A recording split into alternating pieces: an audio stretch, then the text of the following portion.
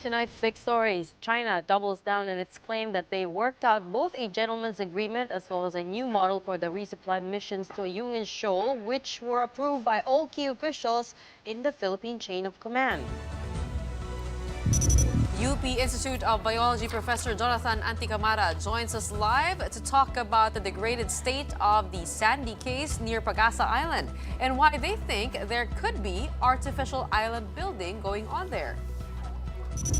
And the Senate Committee on Dangerous Drugs continues its investigation into supposedly leaked PDEA documents linking high-profile individuals to illegal drug use. Good evening. Welcome to the show. I'm Regina. I'm Gretchen. And I'm Shawn. After staging combat drills near the Bashi Channel off southern Taiwan on Monday, Philippine and U.S. troops conducting Balikatan exercises are now preparing for war games over in Ilocos Sur, another coastal province near Taiwan. Their mock target, a decommissioned ship that was made in China. This plan earlier ruffled China's feathers, with its state-run media describing it as a move that shows provocative intent. But the Philippines maintains it's just a coincidence. Now, ladies, speaking of China, the AFP has also released its own statement condemning Beijing's claims that they authorized a so-called new model on how to handle the Ayungin Shoal. Brian Castillo with the rest of that big story. U.S., Australian, and Philippine troops are now gearing up for a strike exercise near the coast of Lawag City, Ilocos Norte tomorrow. A tugboat of the Philippine Navy has already pulled out to sea the old warship named BRP Calaraya, which will serve as the mock target in the strike exercise. BRP Calaraya will be placed right at the edge of the Philippines' territorial waters. That's 12 nautical miles from the shores of Ilocos. The old vessel will be treated as an invading enemy ship heading towards the Philippines. While it's still far from the land, the Philippine and U.S. troops will try to fight it off using their boats, planes, and land-based weapons. It should be noted that the ongoing Balikatan is happening on the backdrop of growing tensions between the Philippines and China in the West Philippine Sea.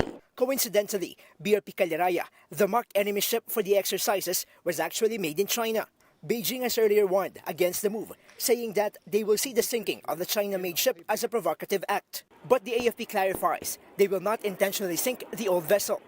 We will be firing at the vessel, but not necessarily sink it. So just simulations of actual events that gonna come in. The AFP notes that tomorrow's maritime strike exercises is meant to strengthen the integration of different weapons of the Philippines, U.S. and Australia. It's not the question kung lumubog.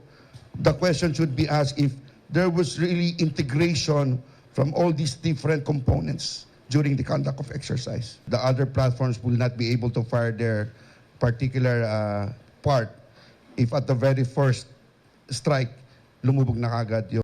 The Balikatan exercise is set to conclude on May 10. Speaking of tensions in the West Philippine Sea, China is not letting go of its claim that the AFP Western Command agreed to a supposed new model to manage the situation in the Ayungin Shoal. They say this new agreement supposedly establishes guidelines for China and the Philippines to interact with each other in Ayungin. The AFP, though belied China's claims, noting that they did not enter into any agreement with China, the Philippine Navy did not mince words in denying China's claim. I call these zombie stories. Long dead, but yet revived from the grave. The best approach for this is to put these stories rightfully where they belong, in the grave, never to be heard again. Meanwhile, the AFP also confirmed that Western Command Chief Vice Admiral Alberto Carlos has taken a leave of absence. The AFP clarifies, though, that Carlos's leave has nothing to do with the Chinese embassy's recent claim that the AFP Wascom entered into an agreement with China on a new model for managing the situation in Ayungin Shoal. AFP spokesperson Colonel Francel Padilla did not say how long Carlos's leave will be, but she named Commodore Alfonso Torres Jr. as acting Wascom chief. For News 5, Brian Castillo. We are One News. As we said, the tit-for-tat between Philippine and Chinese diplomats and security officials is heating up, with Beijing insisting that they worked out an agreement with the AFP Western Command, or Westcom. Now, in a post on Facebook late last night, Chinese spokesperson Lin Jian said at the end of 2021, after intensive communication and consultation, China and the Philippines reached the gentleman's agreement during the first few months And during the first few months of the current Philippine administration, both sides continued to implement the gentleman's agreement until the Philippines stopped honoring it in February 2023. It goes on to say that early this year, the Chinese side and the Philippine side agreed on a new model for resupply missions concerning Ren Ai Jiao after multiple rounds of discussions through the diplomatic channel and AFP Westcom. The Philippine military has made repeated confirmation that the new model has been approved by all key officials in the Philippine chain of command, including the Secretary of National Defense and the National Security Advisor. In response, the Foreign Affairs Department also issued a statement today saying that the DFA wishes to emphasize that only the President of the Republic of the Philippines can approve or authorize agreements entered into by the Philippine government on matters pertaining to the West Philippine Sea and South China Sea. In this respect, the DFA can confirm that no cabinet-level official of the Marcos administration has agreed to any Chinese proposal pertaining to the Ayungin Shoal. We talked about this last night. Filipino scientists saying there might be ongoing artificial island building in the Pag-asa case, which are close to Pag-asa Island in the West Philippine Sea. Now, to help us understand this further, we have with us live in the studio Professor Jonathan Anticamara of the Institute of Biology in UP Diliman. Good evening, Professor. Thank you so much for joining us tonight. Good evening po. Okay, the last time that we saw each other was before the Marine Research Assessment. Yeah. I think that was before days 1 and 2. And I remember in day 1, there was already a helicopter flying around us. But in day 2, it was so low that it hurt some of your team. Can we get your story, your side of the story on what happened there? So on that specific day 2 survey, when the helicopter of China actually flew lower than usual, we were actually underwater. My team and I were underwater, but the NHK crew and the BFAR team were also flying drones and then underwater drones. So they were the ones that were hurt at that point. But me and the team were actually safe because we were underwater. But when we get up of like from the diving, the boatman, everybody told us that we have to abort. And there were underwater sounds, am I correct? Yeah, yeah. What did you hear? Yeah, so my team and I heard this kind of constant beeping sound, and we cannot identify it because I've been diving for many, many years, and my team and I just cannot locate where is this from, and none of our equipment was it so painful that you'd have to it wasn't get out? painful, but it was uncomfortable because I was thinking maybe what's going on is that a computer or something was wrong, and then one of the dive team member was hurt. So I was just looking around and like keep for like eyeing for something like strange or But the sound unusual. the sound, Professor, was not coming from any of your co-divers. Yeah, so it's I asked my my team members, and it's not from any of our equipment. But so it was we don't- loud, Professor? It's loud enough. You can hear it. You can hear it from So the it was videos. bothering you whilst you were underwater? Well, it's not painful. It's not bothering, but because when you hear something like this, that's Distracting. unusual. Strange. Yeah, you have to Did worry. you Like get yeah. enough time though to be able to assess? Kasi noong unang day parang Sandy K2 and ano ba yung Sunday K2 and then Sunday K1. one, and then the second day was 3 and 4. 4, yes. Did you get enough time on the second day? Yeah, we actually finished the survey, but when the time we need to basically reel the transect tapes, I was kind of worried that we don't have enough time because I was thinking about this beeping sound and then the low air that we have left, and then thinking that maybe if some of the dive equipment is not malfunctioning. So I instructed my team member to actually just leave some of the equipments underwater, and was hoping that we can go back up and then have another dive. But when we got off, I was told that we have to abort. So because that day actually it was more calm. When we went down underwater, the helicopter was not flying as frequently around us compared to day 1. So and then the Chinese Coast Guard also did not bother us that much. So It walang stopped. media masyado kayong kasama Oh, nung time it na stopped yun? immediately. It kind of tried intercepting us several times, but then it stopped. This was So, on day 2. On day 2. So I thought it was a calmer day, but turned out no, because the helicopter actually, it was actually a more difficult day, turned out, because the helicopter went down lower. Let's talk about the research, Professor. I know last month you guys said that you needed more time to assess the samples that you collected. We already know about the piles and piles of coral, which we could see through the video. We're interested in what did your findings based on the samples you collected really told you. Well, the samples actually is just an additional information, but it's really just for us to identify the species that are in there. But it's not too important, I think, in terms of the entire story. What we saw from underwater in the videos we took, the fact that the pile of rubble was very high compared to anything that can be formed by natural force, like a wave, a storm, or anything. And the fact that these rubbles are so white compared to any other rubble underwater that's natural from underwater, suggests that already that this is not from underwater, so it cannot be formed by any natural force gathering rubble from underwater and then piling them up. So it's kind of from somewhere else, right? And then Hindi same yung nasa taas tsaka yung nasa baba. it's, So that's been it's different. established. Yeah, it's very Different different. species, so their tests confirmed your initial theory? I think it's difficult to at the species level, but what we found is that many of these fragments or coral rubble. So when the coral die, they leave this skeleton, right? So it's like broken pieces of stone that Filipinos often called bato stone, but actually these are animals, so it's just the skeleton. And when we look at the species, what we found is that most of the species that are underwater are either the shape of our head or a fist, something like that. It's kind of massive coral, submassive. But many of the coral rubble in the pile are branching forms. So even that, they already are very distinct, right? And then on some sides, the coral underwater that's still alive are shaped like a folius or a rose, but the ones on the rubble are all branching. So there's really a strong distinction between the corals in the rubble and then what's underwater.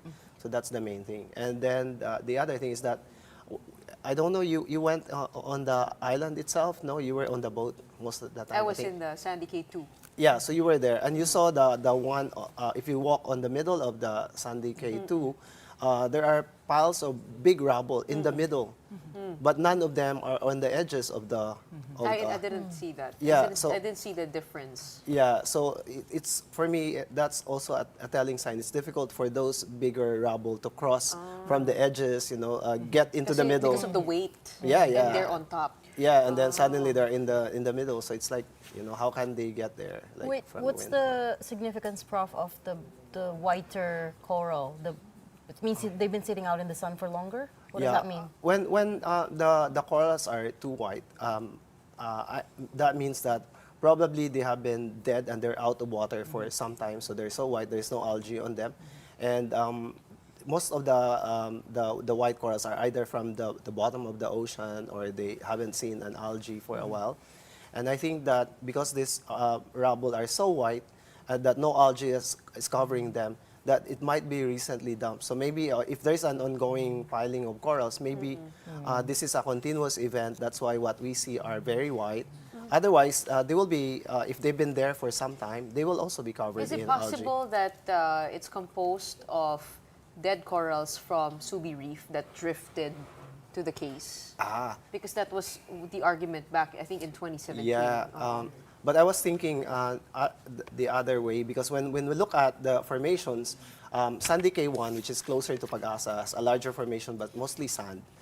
Sandy K2 and Sandy K3, mostly rubble. But Sandy K4, which is closer to Subi Reef, actually do not have this pile of rubble that's quite big. So no, if it's from Dapat Subi, mauna doon. dapat If it was naturally carried there, From- then from dapat the sa current- 4 meron. Yeah. It should be there also, and it's very prominent, but it's not. So it might not be. Professor, one thing that stood out to me was that you said it's degrading, the marine life, biodiversity, and all of that is degrading. Could the dumping of the bleached dead coral on top of the live coral, could that cause the live coral to choke and die? Yeah, definitely for those coral that are impacted by the piling of the rubble, you can see that many of these large corals, I think that some of them could be hundreds years old. And now some of them are completely covered, or maybe half of their body or half of their colony now covered in rubble. So I think that those are the main direct impacts of the piling of rubble on top of the live corals. But I think that the overall degradation of Pag-asa and the Pag-asa case are not just due to the piling of rubble, that's one for sure. But then there are other things, I think, like it's ongoing disturbances such as climate.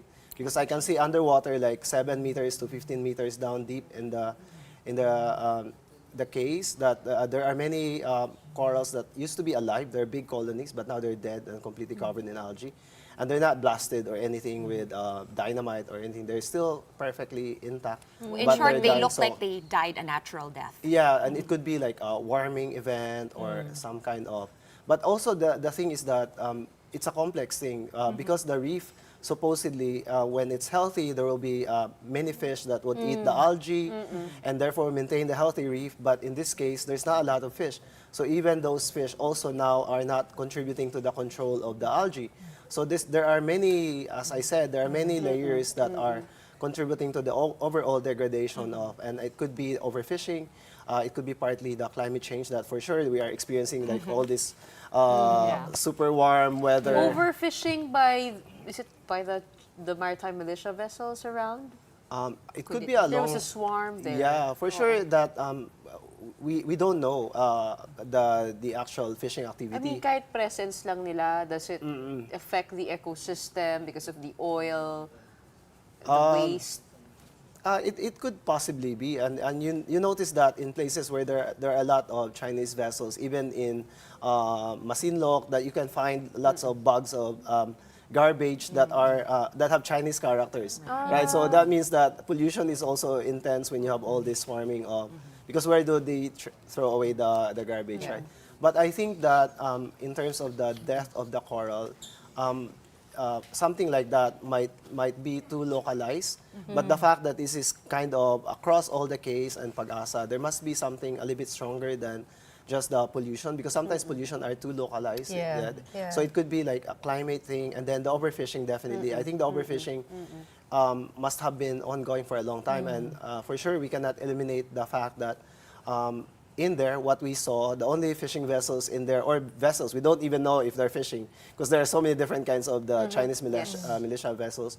But at nighttime, you can see these super lights. And sometimes super lights are known to be some kind of a fish attracting lights. So there might be some, but it's very difficult because you know that every time we move in Pag-asa, then these Chinese vessels will kind of intercept or interrupt us. So it's really But I difficult. mean, scientifically, at least, it's hard to make that conclusion that it is because of China, because after all, it's a number of factors. Right? Yeah. But You in cannot terms pinpoint. of specifically artificial island building, which NST ADG Malaya is already jumping to. He said that perhaps there is a plan there's intent to turn that into a low tide elevation, thereby reversing the 2016 arbitral ruling. Apart from the piles of rubble, what other evidence did we see of artificial island building potentially whilst we were there? Apart from that, I think there is none, but the fact that when we look at satellite map, that there are already so many islands built by China, right? And many of these are too close already, and within the EEZ, then also there are many reports that we can read, we can search online, that the amount of island building that China is doing is so high, like a tune of million of square meters in 3 years' time, something like that, based on some of these reports. And then also the fact, I think that many of these islands now, supposedly like the K1s, they keep saying that China, that this is naturally formed. But when in fact, when we look at it, it seems like it's not naturally formed. So there are a lot of suspicious things, like in terms of what they're saying and in terms of we can see. So we don't really know sometimes the entire story, because all we really need is a picture of, if it was China doing that, the picture of them dumping, but we don't have that. I remember we were also trying to identify where they come from. Have you seen those corals in other places? For example, yung dead corals, ginagamit ba talaga yun sa island reclamation?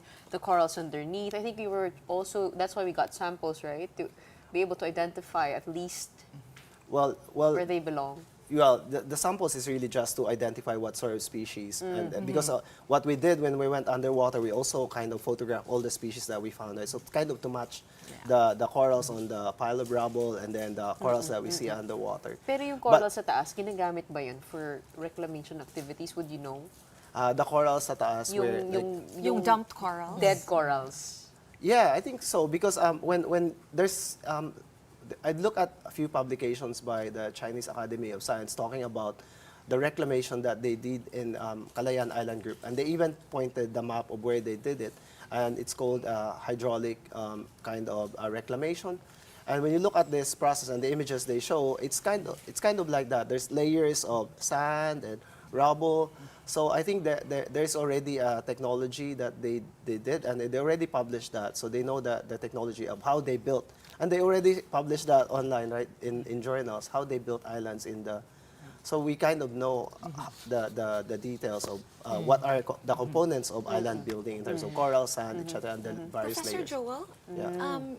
we were so excited to Yeah. hear that this marine research trip was going Yeah. to happen. As far as we know, it is the most publicized one, of course.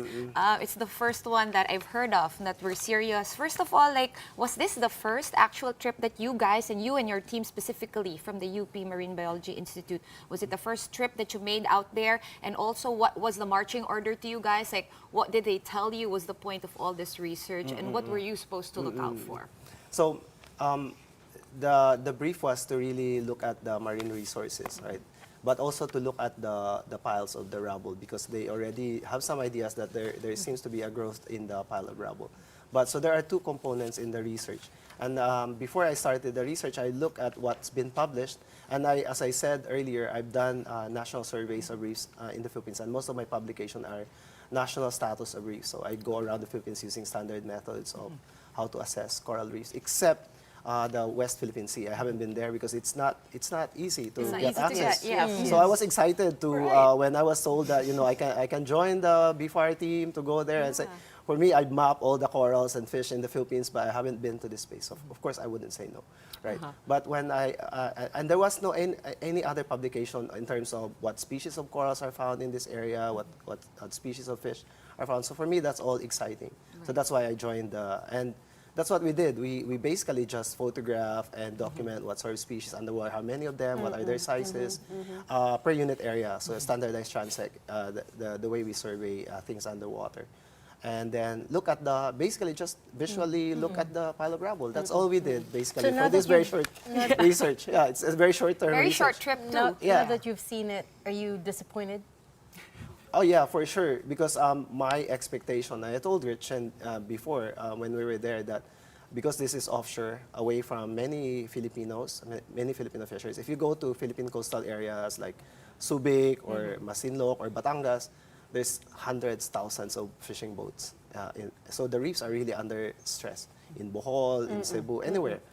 But this place, Pag-asa, only have about 20 boats. So when I look at from the airplane, wow, there's not a lot of fishing here going. So I thought that It the would be reef more will be pristine. healthier, that the fish will be Richer. bigger. So the conditions there But it's not. disappointed you as a marine biologist. Yeah, because basically. I was expecting a bit more. Like I would see bigger fish and How hopefully would it sharks. compare to, like, for example, another area that you have surveyed underwater? Would you say the same degradation was observed there, minus perhaps those dumping of dead corals? Yeah, May mga ganun din. Yeah, definitely all throughout the Philippines. Like right now, I go to, during weekends to Zambales, some of these areas, Batangas and Hundred Islands and Bolinao. And many of these areas that I go to are some of the oldest protected areas in the Philippines, right? So we can find it here in Luzon, the oldest marine protected areas. But even these marine protected areas, although they are well protected, some of the corals are dying from climate, combination of climate, from sedimentation. So I think that all throughout the Philippines, this large-scale disturbances are impacting the reefs. And yeah, so Is there another trip that's in store for your team? Because I believe we're also building a case, an environmental case, to strengthen our claims in our territory? Well, there might be, and I've been recommending that there should be a systematic monitoring and survey of not just this one-time study. It should be a kind of a long-term monitoring so that we can have good data about what's going on here and what's the status of the Are you going to publish a biodiversity. paper on the findings of this? Yeah, work? so I'm trying to finish the report in about the end of the month. Wow, so, that's but I still have a a really lot. quick I still have a deadline. lot of like analysis to finish. Some of the more difficult ones are the identification of some of the corals because Right. corals are very Could you so it put takes a bit of time. remote equipment there so that you guys don't have to keep going back? Because as you said, access is hard. Sometimes you get harassed. Possibly that beeping sound could be some sort of underground the monitoring. Sonar equipment. Something like that, maybe underwater camera, something. That would be one possible thing to do. But sometimes, you know, when you're, for me at least, because I do most of my surveys by myself, not using a robot or any other technology. I think that for me, my brain can process well when really I observe and I look at what's underwater. Yep. But maybe processing a video sometimes might be too different from you actually experiencing underwater, It's really quite different. experiencing the You entire gotta see it for yourself. three-dimensional Yeah. like events underwater. It's different, I think. But I think in this case, maybe what you're suggesting is probably one of the best way to do monitoring for safety purposes. Well, we had you here today because you have an important story to tell. Thank you. And we know it is an ongoing story Yeah, that and- we need to hear about more. And we hope that this research result would actually tell the Filipinos that we need to manage, monitor, and recover some of our reefs that are not experiencing degradation. I think that's the priority for me. Loud and clear. Yeah. Prof. We're also glad you're safe, well and safe. Yeah, thank you so much. And you too. See you there. Well, thank you so much for coming to the big story, Professor Jonathan Anticamara of the Institute of Biology in UP Diliman. Okay. Okay, we're going to pause for a quick break for now. Right after that, actress Maricel Soriano testifies in Senate over the alleged PDEA leaked documents linking her to illegal drugs. The details when we return. Keep it here.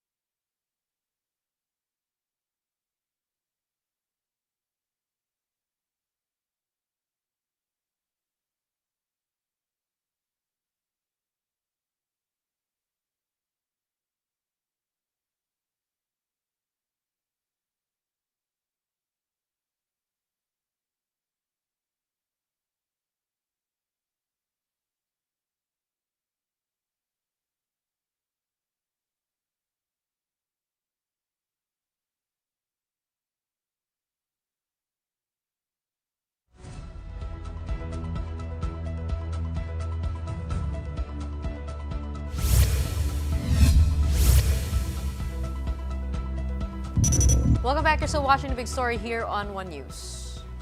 The Senate Committee on Dangerous Drugs continued its hearing into the alleged PDEA documents linking high-profile personalities, including the president, to illegal drug use.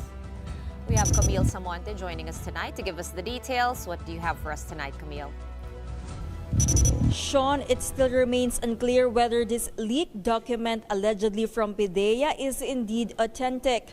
We've heard from the side of actress Maricel Soriano, who is being tagged in this document together with President Bongbong Marcos. Speaking before the Senate Committee on Public Order and Dangerous Drugs, the veteran actress admitted to once owning the condominium tag in the leaked documents. The alleged pre-operation report indicated that a confidential informant reported on a group of showbiz and politically affluent personalities that were using illegal drugs inside a condominium in Rockwell, Makati. Soriano said the unit did belong to her and that she sold it that same year. She also denied allegations of cocaine use. First time ko lang po talaga na makatanggap ng imbitasyon na humarap sa Senado. Nakakakaba at nakakatakot.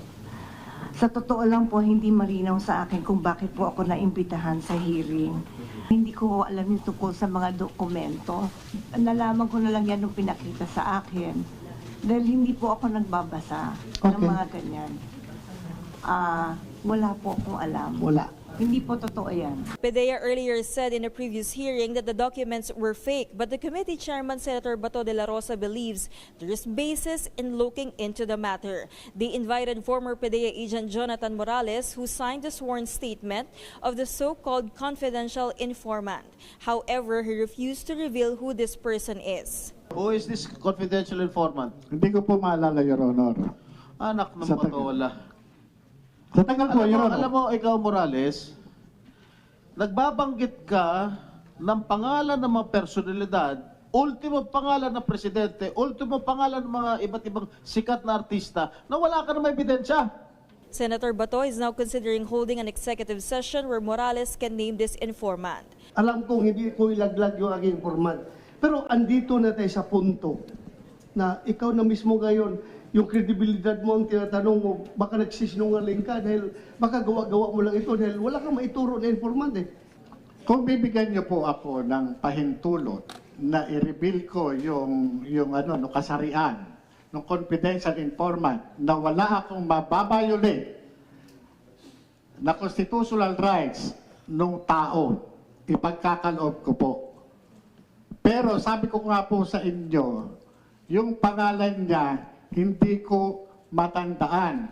Kailangan ko po yung dokumento. Totoo po yun, yung dokumento. So saan ngayon ang dokumento? Nasa PDEA nga po. Shawn, PDEA said Morales did not turn over any document related to this matter when he was dismissed from service. For Senator Jinggoy Estrada, it's possible that Morales is the one who leaked the document himself. Still, Senator De La Rosa believes this is an authentic document, which is why there will be another hearing scheduled next Monday, May 13. Shawn? All right, we'll wait for that next hearing. But for tonight, thank you for those updates. News 5's Camille Samonte. Former Senator Antonio Trillanes, or Sonny Trillanes, is at it again, warning of an ouster plot against President Bongbong Marcos. Speaking on StoryCon earlier this afternoon, Trillanes claimed that there are ongoing attempts from no less than the Duterte camp to remove Marcos from power.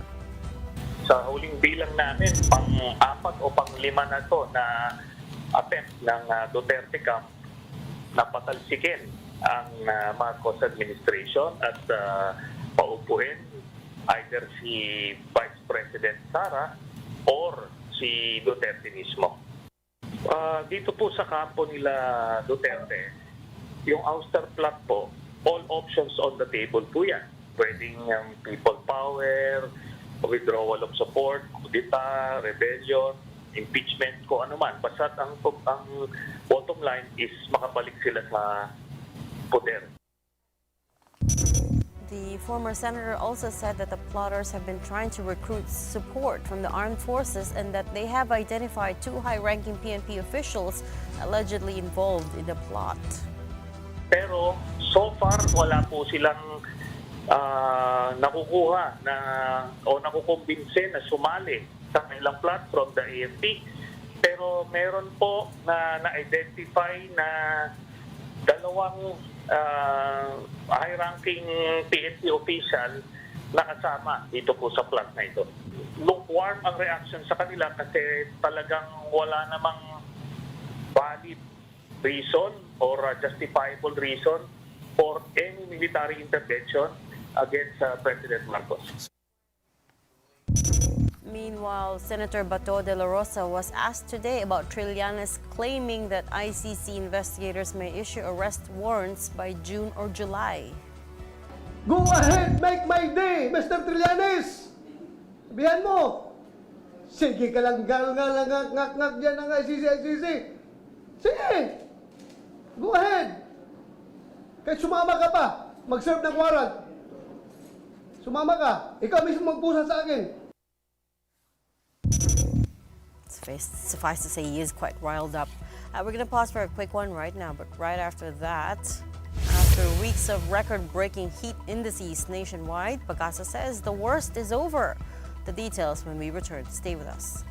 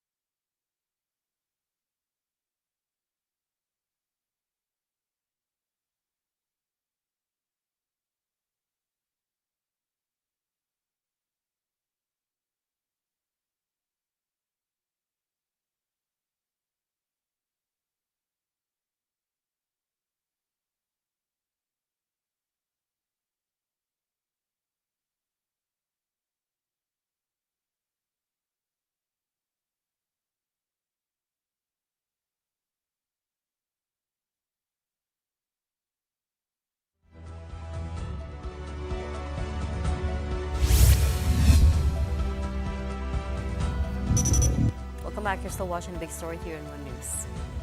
Due to the prolonged drought and dry spell accompanying the El Nino weather phenomenon, many key water sources in Luzon continue to dwindle, threatening the supply to households.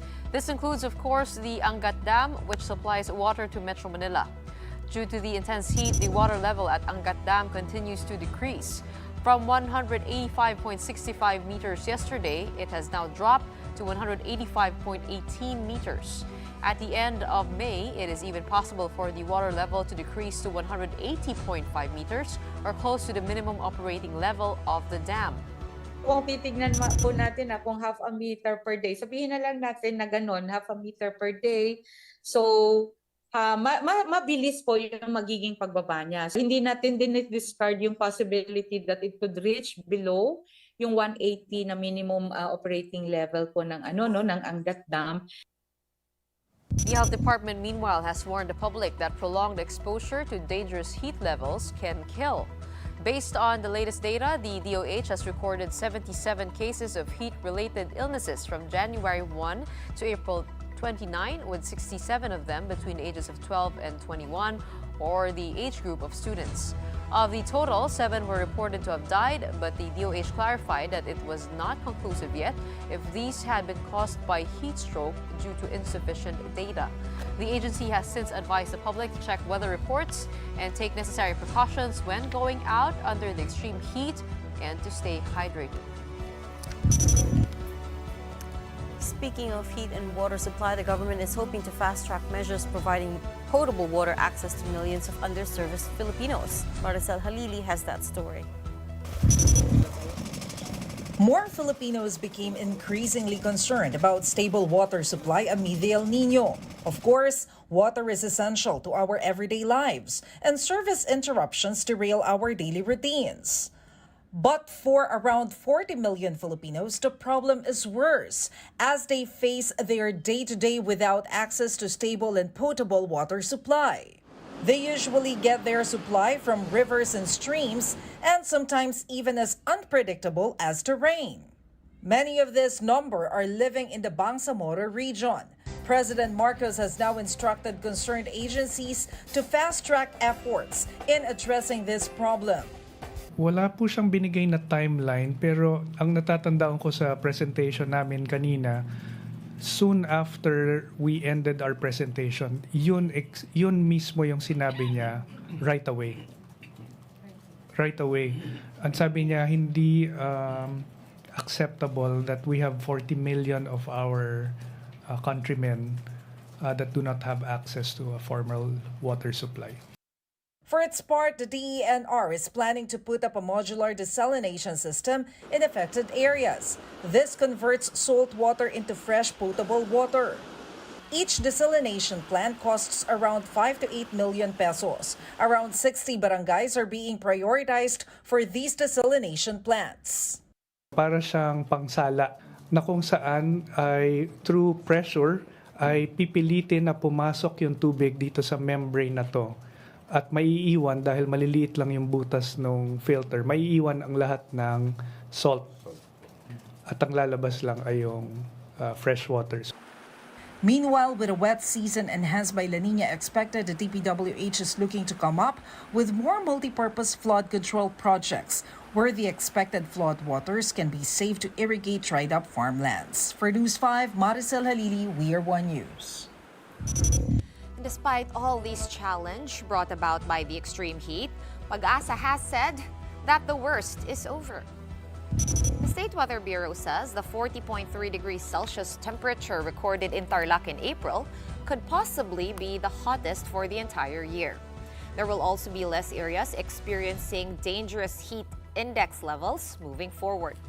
Aside from those, Pag-asa also expects rainfall to happen in some parts of the country this month, with a possible low-pressure area even forming this week. May mga areas na rin po na magkakaroon ng mga ulan at mababawasan na rin yung mga areas natin na magkakaroon o apektado ng tinatawag na drought. Pero historically po kasi may mga areas pa rin po talaga itong first half of May natin, nakakapagtala pa rin tayo ng mga record high at matataas na heat index. Yun nga lang po ay mababawasan lang itong mga lugar na magiging apektado ng danger level. You know what else is still high? Inflation. Inflation in the country quickened for a third straight month, coming in at 3.8% for April. That's just marginally higher than the 3.7% recorded in the previous month and is within the government's 2 to 4% target. As in the previous months, the increase was driven by food and non-alcoholic beverages and transport.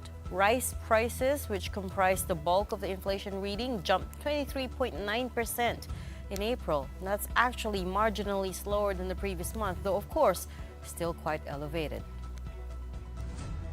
Malaki ang, of course, yung contribution while slightly bumaba yung ating presyo sa bigas, yung inflation rate niya mataas pa rin.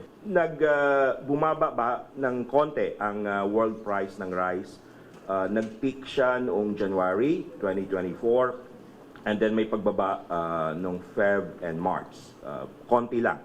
So, but the trajectory is that 2 months na siya dun sa world prices bumaba. So this might have impact doon sa pag-decline din ng presyo ng bigas ng konti.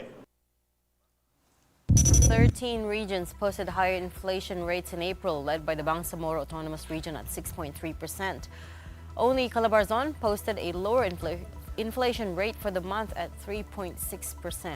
Now, in a statement, NEDA Secretary Arsenio Balisacan says, "We are taking comprehensive measures to ensure food security amid geopolitical concerns and weather patterns worsened by climate change. The government's major strategies aim to increase productivity, build the resilience of the agriculture sector, and improve the efficiency of food systems."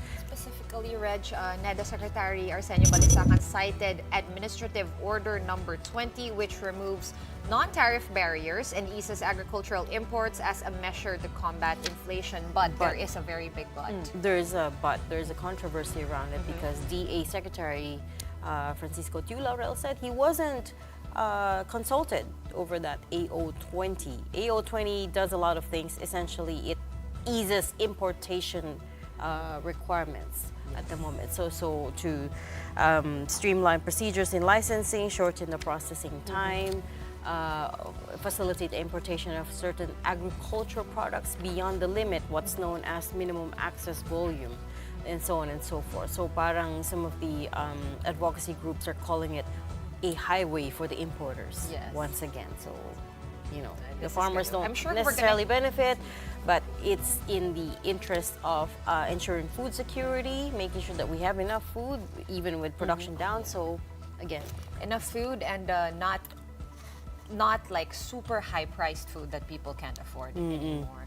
But we'll see. I'm sure we'll hear from the farmer groups soon enough on what we did talk about the effect of importing yesterday with the rice tarification law. One of the things that need to be amended is providing incentives for the local industry not to import.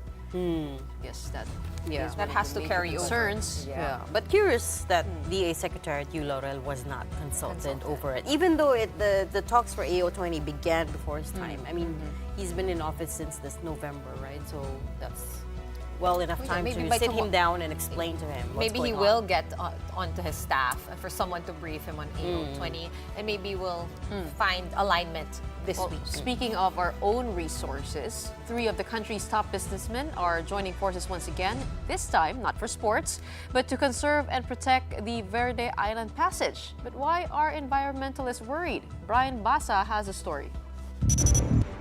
This is the Verde Island Passage. The waters cut through mainland Luzon and Mindoro Island. This is home to hundreds of species of corals and fish and other marine life. That's why experts call the area the center of marine shorefish biodiversity. Amid growing calls to protect the Verde Island Passage, the Environment and Energy Departments are joining forces with 3 of the country's top tycoons, Manuel V. Pangilinan, Ramon Ang, and Sabin Aboitiz. They will work together to conserve the resources in the said waters.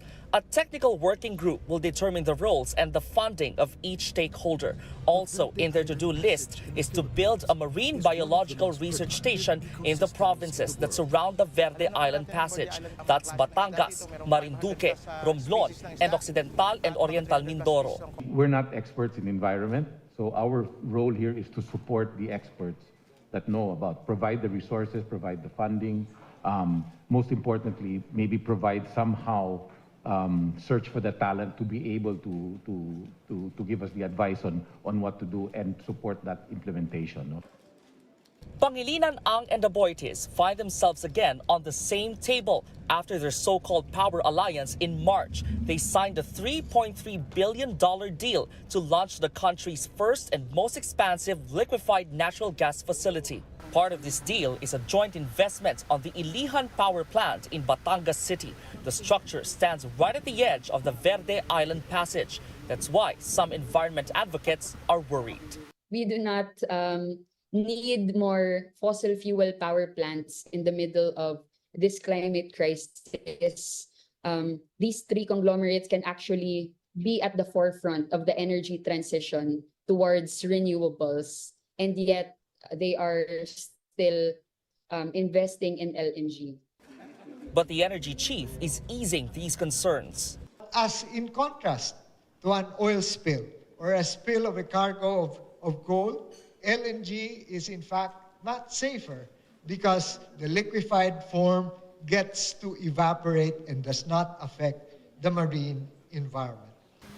The tycoons also guarantee that using LNG is just temporary, but the main goal remains to shift to renewable energy. And while the transition happens, the power plant will be safeguarded. It will thus, however, take us quite a bit of time to achieve that kind of desirable state where the Philippines could be carbon neutral. So it is the transition fuel renewables for the meantime are not able to satisfy completely what this country needs in terms of a neutral carbon position. For the last 25 years, there's not been any incident at all in that power plant. And rest assured that we will make sure that in the next 25 years, we will do everything to protect the environment in this area. The Environment Secretary is also looking forward to engaging with local governments and communities. Our biggest challenge, of course, is to convince all the stakeholders that becoming a protected area doesn't necessarily mean that you will not be able to take part in the sustainable development of the areas as well. The agreement is set to take effect for 5 years with possible extension. For News 5, I'm Brian Basa, and we are One News. All right, just enough time for our big pictures tonight, and I think it's quite predictable what it's gonna be. We really want to show you more of the Verde Island Passage, but we'll save that for another day. Yeah, it is Amazing. the most amount of biodiversity in the center of marine biodiversity in the world. Yeah. And we have it here. That's something to be really proud of, right? But tonight, our big picture, because it happened today or in the US, so we have to talk about it now. This year's Met Gala, guys. Best Dressed Mainstay and one of this year's co-hosts, Zendaya, stunts in an off-shoulder Maison Margiela dress. The Challenger's star earthy outfit is in line with this year's exhibit theme of sleeping beauties, reawakening fashion, and the dress code based on the 1962 short story of J.G. Ballard, The Garden of Time. Her second look also served flair and florals, courtesy of Givenchy and Alexander McQueen. Rapper Cardi B also made a bold, maleficent statement, with her massive Windowsen, I don't know if I said that, their new designer. It's an organza gown by Windowsen. And Kim Kardashian made heads turn again with her ultra cinched waist in a Maison Margiela silver corset gown. And of course, the Met Gala won't be the Met Gala without completely outrageous looks. Here's Doja Cat going for a woke up like this look, heading to the venue in a designer towel dress. Kaya ko rin yan. But she also had an event look with the same vibe, a wet t-shirt dress that left very, very little to the I thought that was imagination. Oh, that's a real outfit. It's a real outfit. Oh, okay. But my favorite is still the comments on Kim Kardashian's look. Which is the fuzzy sweater. Not the fuzzy sweater. One of the commenters said, I don't know what she did to her internal organs. Where did her organs go? But she looks great. There are so many that waist, how can that be real? I don't know. Maybe it went up and down temporarily, and then after you remove the corset, it'll just bounce. Whoever made that dress is... I was waiting for the P design jeans. P-stained jeans. P-stained jeans. To make an appearance. I think that's not outrageous enough for the Met Gala. But I mean, high fashion is sometimes so befuddling, huh? Yeah. Why would somebody pay tens of thousands of dollars for pea-stained pants? I don't know. It's just... I don't know. Is it real pea? I wonder if the towel and dress, the turban, just came out of the shower look will trend after that. It's been trending on social media. What about the, what did you call it? Windowsen. Windowsen. I mean, is that a dress or a carpet? Right? It basically took up the whole It's a cloud. We can never figure it out, girls. Yeah. I guess that just means we're not cut out for fashion. Sorry, that's why we're not haters.